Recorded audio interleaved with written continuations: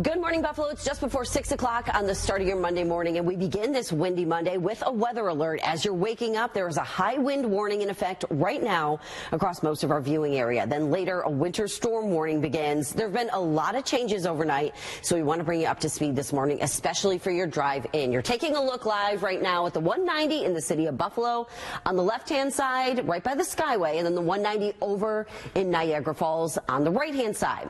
The Skyway closed right now at 6 a.m. because of that high wind warning, and the city of Niagara Falls asking you to stay off the roads until 8 this morning because they say it's just so icy. They've got crews out working to salt the roads before the Monday morning commute. There is a ban on empty and tandem trucks now in effect on the New York State Thruway. That ban runs from exit 46, that's Henrietta, the Rochester area, all the way to the Pennsylvania state line. And on the 190, NYSEG tells us they are calling in additional crews as well because we are expecting to see power outages today with these heavy winds. So Aaron is joining me now. We're going to break down all of this for you. Aaron, this is a long-lasting weather event. Yeah, that winter storm warning lasts until Friday morning across the southern tier. Winds are howling right now. You can probably... Today we had our strike vote. A supermajority of our members came out to vote for a one-day in-person vote, and of those members voted 90% to authorize a strike.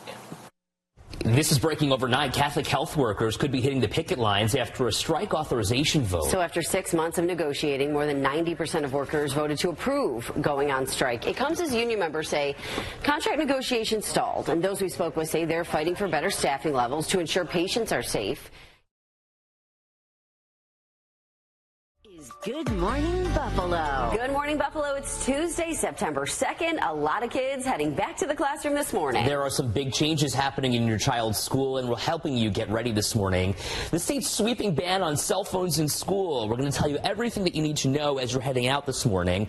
Plus, we are bringing you the voices of some students and parents enjoying their last bit of summer before heading back to school, sharing their excitement and some advice. And 7 News reporter Taylor Anthony is live this morning at Sweet Home Central School District as the district welcomes students back for the new year. Students in the towns of Amherst and Tonawanda could be riding on a new school bus this year. The Sweet Home School District is leading the charge when it comes to converting those buses electric. I'll be talking with some district leaders coming up. In Buffalo, meantime, frustration is boiling over at Buff State as hundreds of students start a second week without hot water in their dorms. Most of the time get hit with just a reek, a smell of grime. There's usually hair everywhere. There's usually like gunk everywhere. I just celebrated my 23rd birthday on Monday with cold water. Can you imagine as you're waking up this morning showering in the cold, nonetheless having to walk outside to shower? Dozens of students making their voices heard during a meeting with school leadership. And another meeting is taking place today at noon. This hot water problem stems from aging infrastructure.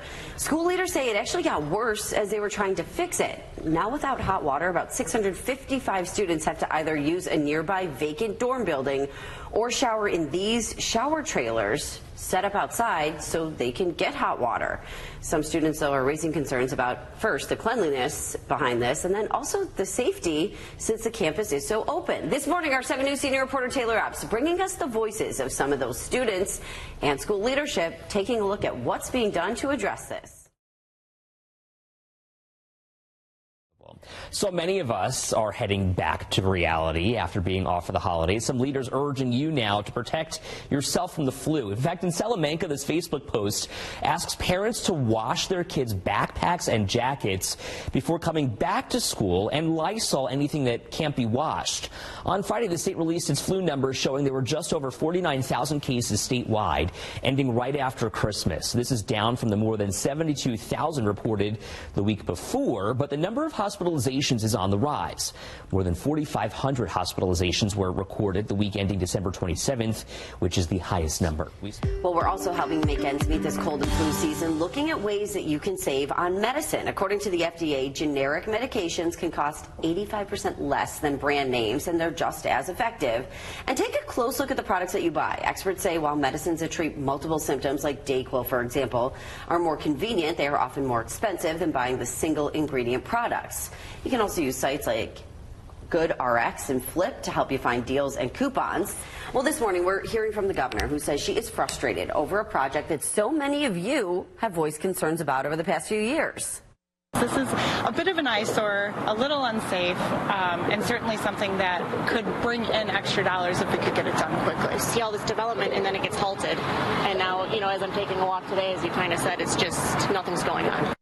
So we're talking about Heritage Point. It's a project working to bring more apartments and retail space to the city of Buffalo's Canal Side neighborhood. This is what the construction site looked like nearly 2 years ago.